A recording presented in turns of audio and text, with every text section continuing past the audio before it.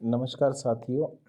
मैं आज ग्रुपों में बहुत सारी हलचल देख रहा हूँ और कुछ सीसीए ही अप्रेंटिस को जीएम पावर नहीं मिल सकता ऐसी बातें कह रहे हैं। मैं उनकी बातों को खंडन करूँगा और कहीं ना कहीं जो उनको अलग अलग सोर्सों के माध्यम से कोर्ट केस का जिक्र करके वो उनका माइंड सेटअप किया गया कि जीएम पावर नहीं मिल सकता या जीएम पावर जैसी पॉलिसी नहीं मिल सकती है। तो साथियों, मैंने सबसे पहले जो आपके सामने गजट ऑफ इंडिया, भारत का राजपत्र जिसके ऊपर कानून अप्रेंटिस के लिए बनते हैं, रूल बनते हैं, वो मैं बताना चाह रहा हूँ। और इसको जब आप पूरा पढ़ेंगे तो आपको इसके अंदर एक एक चीज़ पूरी क्लेरिफिकेशंस के साथ मिल जाएगी। इसमें ज़्यादा कुछ पढ़ने की ज़रूरत नहीं है। इसमें सिर्फ आपको सेक्शन 22 को उठाना है और सेक्शन 22 का जो पॉइंट 1 और 2 है उसको पढ़ने की ज़रूरत है। ये देखिए, मैं इसको थोड़ा जूम करके आपको दिखा रहा हूँ कि इसके अंदर क्या कह रहा है। ध्यान से पढ़िएगा कि every employer shall formulate its own policy for recruiting any apprentice who has completed the period of apprenticeship training in his establishment.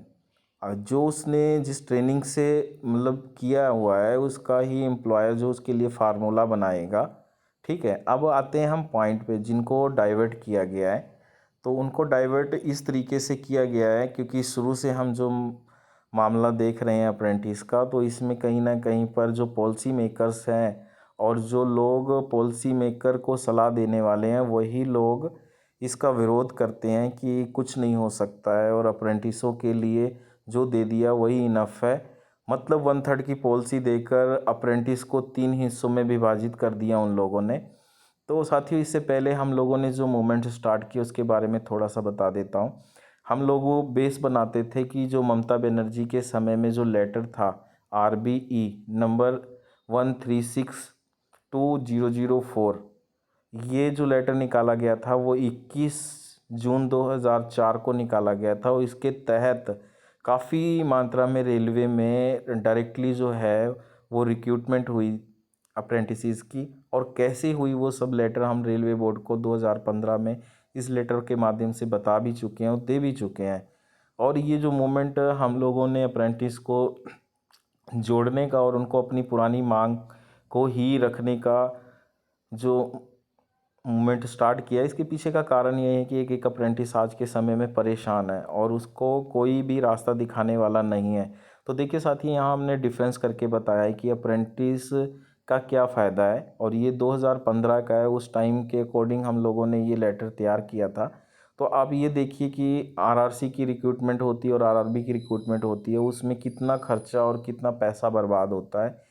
और अप्रेंटिस में मात्र जो है वो 1 रुपये का पोस्टल चार्ज उस समय हम लोग जब डिमांड देते थे तो देते थे कि 1 रुपये में अप्रेंटिस की भर्ती हो जाती है, उसको समायोजन हो जाता है। मगर आज के समय में अगर हम महंगाई को देखें तो हम 10 रुपये मान लेते हैं, कर लेते हैं। तो देखिए, हम लोग ऑलरेडी जो है वो NCVT NSE सेंट्रल गवर्नमेंट के द्वारा रेलवे की इस्टेब्लिशमेंट से ट्रेड है। ठीक है, हमें कोई एग्ज़ाम और मेडिकल कंडक्ट कराने की ज़रूरत नहीं है, हम ऑलरेडी दे चुके हैं। ठीक है, और हम रेलवे के माहौल को और सेफ्टी जो प्रिकॉशंस उसमें हमें करनी होती है उसका पालन करना होता है, हम उसको अच्छे से जानते हैं। और हमें स्टाइफंड देकर रेलवे ने कहीं ना कहीं हमें तैयार किया है, तो हम रेलवे की एसेट्स हैं। और रेलवे से हम यही डिमांड करते हैं कि हम लोगों को जो है वो ओपन नोटिफिकेशन पर पैसा खर्च करने की ज़रूरत नहीं है। जैसे RRB में, RRC में लाखों रुपया अखबारों में इश्तिहार देने पर खर्च किए जाते हैं। उसके बाद आवेदन वहाँ पर आप आवेदन करते हैं, फिर उनसे फीसें ली जाती हैं। तो इन सब चीज़ों के छुटकारे के लिए हमने सिंपल सा लेटर तैयार किया था जो 2015 से लगातार देते आए हैं। और ये लेटर अभी हमने करंट ट्विटर अभियान में चलाने के लिए श्री वैष्णो जी मिनिस्ट्री ऑफ रेलवेज़ के नाम से एडिट किया था। तो मैं उन साथियों को कहना चाह रहा हूँ कि आप लोग गुमराह क्यों हो रहे हैं और गुमराह क्यों किए जा रहे हो, उसके पीछे की बात को समझना पड़ेगा आपको। ऐसे बहुत सारे लेटर जो अभी भी मौजूद हैं जो जीएम पावर की बातों को अपने ही लेटर में बोलते हैं। और मैंने 22 सेक्शन का जिक्र किया, तो सबसे पहले हम आते हैं हमारा जो RB इन्होंने निकाला था उसके अंदर उन्होंने क्या बोला था कि जब इन्होंने हमको 1/3 दिया उसके अंदर देखो वो भी वही चीज़ें बोल रहा है और वर्ड सब्जेक्ट रख रहा है direct recruitment of course completed act apprentice CCA trend in railway establishment level 7 CPC। ठीक है, 7 CPC के अंदर पहले लेवल के अंदर ग्रुप डी के अंदर भर्ती करने का टेबल है। ठीक है, लेवल 1 उसमें भर्ती करने के लिए पूरा प्रावधान बता रहा है, उसको ध्यान से पढ़ेंगे तो 20% उसने रिजर्वेशन ऑलरेडी दिया है एस्टेब्लिशमेंट से किए हुए अप्रेंटिसों को मतलब लेने के लिए। और उस बेस किसको बनाया, देखिए पढ़िए वो क्या बोल रहा है। Amendment in section 22 of the apprentice act, जो मैंने अभी सबसे पहले दिखाया आपको, गजट ऑफ इंडिया, उसी के तहत उसने CBT के अंदर जो अब 10 मार्क्स है NCVT के 1/3 देने का जिक्र किया। जब इतना कर सकता है तो वो GM पावर भी दे सकता है। और एज़ पर रूल देखा जाए कि ये 21/6 को लेटर लेकर आते हैं 2016 को, अगर उस रूल के अंदर वो ऐसा ला सकते हैं, ये देखिए 21/6/2016 को जो लेटर लेके आते हैं उसके अंदर भी वो सेक्शन 22 को ही आधार बनाते हैं। तो देखिए इसमें भी लिखा भी है अमेंडमेंट सेक्शन 22 सेक्शन में। मेन इस सेक्शन का जिक्र बार बार इसलिए कर रहा हूँ क्योंकि रेलवे बोर्ड के अंदर ये पावर है कि वो कोई भी रूल रेलवे के हक में दे सकता है। तो आप लोगों को 1/3 से पहले तो 3 हिस्सों में विभाजित कर दिया गया, उसको समझना पड़ेगा। समझने के बाद आपको ये बात समझनी पड़ेगी कि एक समय था रेलवे के अंदर जो इन लोगों ने हम लोगों से ग्रेविनेंस लिए थे, तो उस ग्रेविनेंस लेने का मेन पर्पज़ क्या था वो समझना पड़ेगा आपको। हम लोगों ने ये ग्रेविनेंस दिए थे, जो बोल रहे हैं हाई कोर्ट का फैसला है, तो देखिए मैंने पूरा लेटर तैयार किया था और हमने ग्रेविनेंस जो है दीपक गैब्राल की टीम को हमने दिया था। और उसके आधार पर ही रेलवे बोर्ड में कमेटी ने ये डिस्कस करके हम लोगों के लिए 1/3 निकाला था। तो कोर्ट केस कोई नहीं है, देखिए कि कोर्ट का जिक्र किया गया है जिसके अंदर रेलवे को अप्रेंटिस को प्राथमिकता के आधार पर पहली भर्ती देने के लिए, पहल देने के लिए कहा गया है। तो ये देखिए एक लेटर ये है हमारा पड़ा हुआ है जिसके अंदर रिक्रूटमेंट कोर्स कंप्लीटेड का इन्होंने जिक्र किया हुआ है और पूरा डिटेल के साथ मेंशन किया हुआ है कि इस तरीके से इनको लेना है। एक्ट अप्रेंटिस को ग्रुप डी के अंदर सब्स्टिट्यूट करने के लिए प्रावधान, और कहाँ कहाँ कैसे भर्तियाँ हुई हैं कोर्स कंप्लीटेड की, वो भी हम लोगों ने इनको दी थी। और उसके दौरान हमने जो है CCA की जो उस समय की भर्तियों में मतलब अपॉइंटमेंट हुआ था 2019 तक का, उसका हमने पूरा डाटा प्रोवाइड किया था। 2019 तक टोटल अलग अलग जोन के अंदर जो हम लोगों का अपॉइंटमेंट हुआ था। ठीक है, ये हमारा उसका पिछले साल का जो एग्ज़ाम का था कि 1263 अप्रेंटिस जो है वो अपॉइंटमेंट हुए थे, तो वो कहीं ना कहीं हमारा 20% फेल होता हुआ नज़र आ रहा था।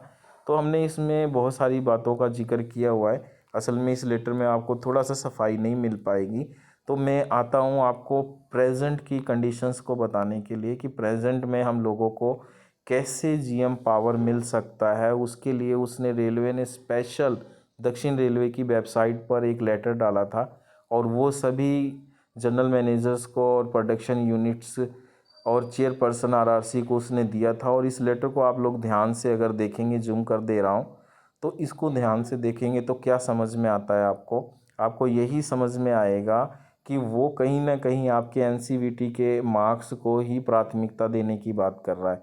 नए पुराने साथियों को यही बात समझनी होगी कि मौजूदा समय में अगर इस कोटे की सभी सीटें फिल करनी है तो NCVT के मार्क्स को ही 100% जो है वो कंसीडर्ड किया जाए, क्योंकि यहाँ लाइन लिखी हुई है, ध्यान से पढ़ेंगे तो लास्ट के पैरे में देखेंगे, in this connection is a further clarification situation, मतलब एक समय के अनुसार उसको where the marks obtained after adding the NCVT score less than that of the marks of obtained originally in CBT, then the highest marks best of 2 marks obtained the candidates may be awarded for preparation of a final merit list।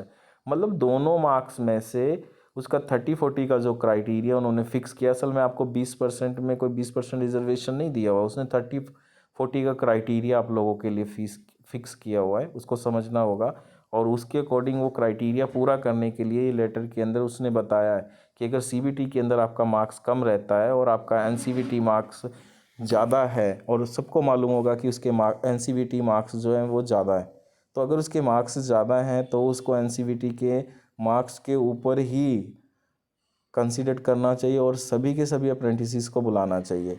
अब मैं जो लड़के हमारे divert हो रहे हैं या जो उनका कहना है कि कुछ भी नहीं हो सकता है, तो मैं उनके लिए एक और चीज़ बताना चाहूँगा कि ये देखिए, ये गैलेंस आपने देखा होगा जो भर्ती के समय निकला था। इस गैलेंस के अंदर कुल मिलाकर 1,03,769 वैकेंसीज़ हैं।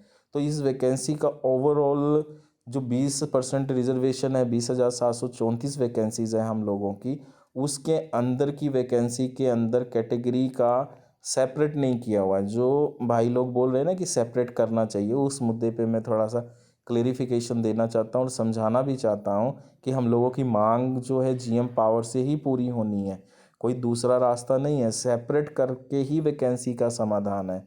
तो यहाँ देखिए कि इन्होंने ओवरऑल पूरे 1,03,769 वैकेंसी के ऊपर गैलेंस तैयार किया है जोन वाइज, ठीक है, कि हमें कितने कितने कैंडिडेट्स चाहिए।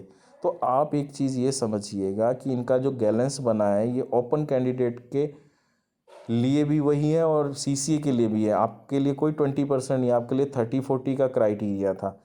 अब सपोज़ करिए, मान लीजिए ऊपर सेंट्रल रेलवे है, वहाँ पर 1870 ओवरऑल सीसीए का सीट है, जिसके अंदर इंक्लूडिंग हमारे एक्स सर्विसमैन और पीडब्ल्यूडी भी इंक्लूडेड हैं। ये भी चीज़ याद रखिएगा, ठीक है। तो ये अगर टोटल हमारे लिए सीट है तो उसमें उन्होंने पीडब्ल्यूडी को भी डाला, एक्स सर्विसमैन को भी डाला, और उसके बाद उसने पूरा ओवरऑल जो कैलकुलेशन किया उसी वैकेंसी के अंदर, तो जो वो दे रहा है, देखिए 1870 की सीटें हैं और ओबीसी के साथ हम मान लेते हैं। अब मान लीजिए सेंट्रल रेलवे का जो प्रॉब्लम आया सामने, उसमें इसी 1870 की सीटों के ऊपर आया। कैसे आया कि अब हम यहाँ पर मान लें कि हमारे इसके अंदर अप्लीकेशन ज़्यादा आए सीसीए के, और सीसीए के तकरीबन जो कैंडिडेट शॉर्ट लिस्ट हुए वो 800 हो गए ओबीसी के अंदर। अब 800 ओबीसी का यहाँ जा रहा है, अब उसी के अंदर एक्स सर्विसमैन भी हुआ है, 1870 के साथ किया है। तो 800 अगर ओबीसी गया तो एक्स सर्विसमैन भी 200 गया होगा ओबीसी का, तो 1000 हो गया। तो उसी के अंदर पीडब्ल्यू भी गया होगा, हम यहाँ पर 300 ले लेते हैं। तो टोटल हमारे 1300 कैंडिडेट, उनकी आधी सीट पे तो वो बैठ गए हैं। असल में जो माजरा सामने आ रहा है वो यही आ रहा है कि गैलेंस ही प्रॉब्लम है। गैलेंस की वजह से अभी काफ़ी हमारे जो साथी हैं न्यूज़ के माध्यम से चला भी रहे हैं टीवी, उनका यही कहना है कि इंटर जोन ट्रांसफ़र करिए, आप एक जोन से दूसरे जोन में दे दीजिए, पर उनकी सीटें 20% से ज़्यादा मत दीजिए। हम कहते हैं कि ये भी सलूशन नहीं है। आपका सलूशन यही है कि आप पूरी वैकेंसी के अंदर सेपरेट कर दीजिए और इनका फार्मूला जो 30-40 का क्राइटेरिया एनसीवीटी के ऊपर रख दीजिए। मैं बोलता हूँ कि अगर ऐसा रूल बन जाता है या आ जाता है तो एक एक अप्रेंटिस जीएम पावर मांगना हम लोगों का अधिकार है, क्योंकि सारा संघर्ष हम लोगों ने जीएम पावर पर ही किया था। तो साथियों, इस बात को थोड़ा सा समझने की कोशिश करिए और अलग अलग मांगों में मत उलझिए। हम लोग आज से एक ट्विटर पे कंपेनियन चलाने वाले हैं, रेल अप्रेंटिस जोड़ो अभियान के तहत। एक एक अप्रेंटिस को जो 1/3 पॉलिसी से अलग किया गया है, उन सबको एक मंच पे आना पड़ेगा और अपनी बात को रखना पड़ेगा, तभी हम लोगों की समस्याओं का समाधान है। थैंक यू दोस्त। ये गैलेंस को ध्यान से आप बार बार देखिएगा। यही गैलेंस ओपन वालों के लिए भी समस्या है और अप्रेंटिस के लिए भी है, और इसलिए अप्रेंटिस की जो सीटें हैं मौजूदा वैकेंसी के अंदर सेपरेट कर देनी चाहिए, और आने वाले समय में 2016 तक के अप्रेंटिस जीएम पावर के लिए 100% एलिजिबल करते हैं, उनको उनका जीएम पावर मिलना चाहिए, क्योंकि साउथ के अंदर 15 साल से जीएम पावर के तहत उन लोगों को नहीं रखा गया है। उनकी ओवर एज हो चुकी है, वो फॉर्म भी नहीं फिल कर सकते हैं। फिर नए वाले साथी जो बोल रहे हैं जीएम पावर नहीं मिल सकता, उनके लिए या ट्रेड टेस्ट का प्रावधान आना चाहिए, अलग से वैकेंसी उन लोगों के लिए निकलनी चाहिए।